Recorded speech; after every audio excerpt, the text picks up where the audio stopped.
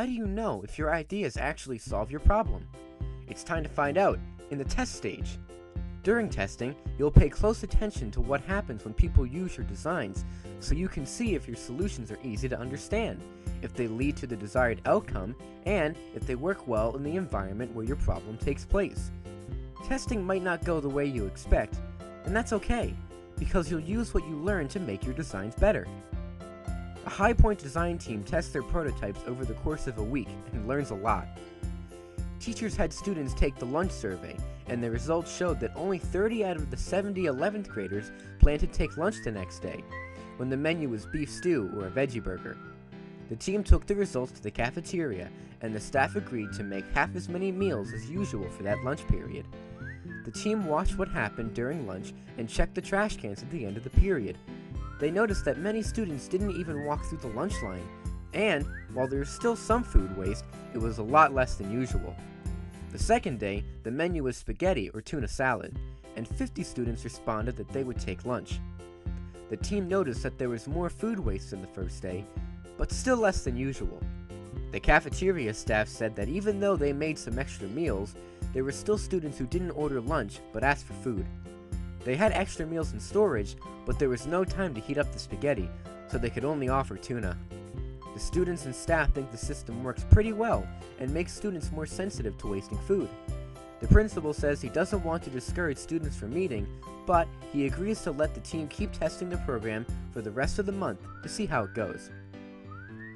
The team tested the SHARE program by setting up the table and signage and reminding all students as they exited the food line to put things they don't open or touch on the SHARE table instead of in the trash. A lot of students forgot, but 20 students came up and left something. Only a few students took food, so the team took everything that was left to the school resource center. They checked the resource center the next morning and saw that about half the food had been taken. As the week went on, more students put food on the table. The team only saw a small increase in students taking items off the table, but the food they took to the resource center continued to be used.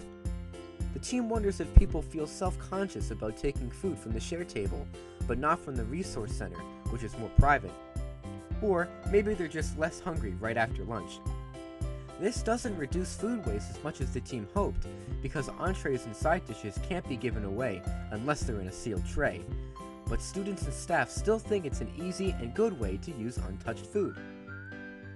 The team tested the compost concept by putting the 5-gallon buckets next to the trash can and hanging up signs saying what to put in the trash and what to put in the compost bucket.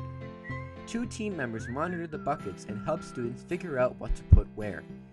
Some students were okay with sorting the food, but some were annoyed and threw everything in the trash. Trash also ended up in the compost bucket, and no one wanted to fish it out. At the end of lunch, the team carried the buckets outside, poured the scraps into the tub, and spread a layer of wood chips on top. Then, they washed the buckets. They did this for 5 days, but didn't see much improvement in students separating their trash from their compost.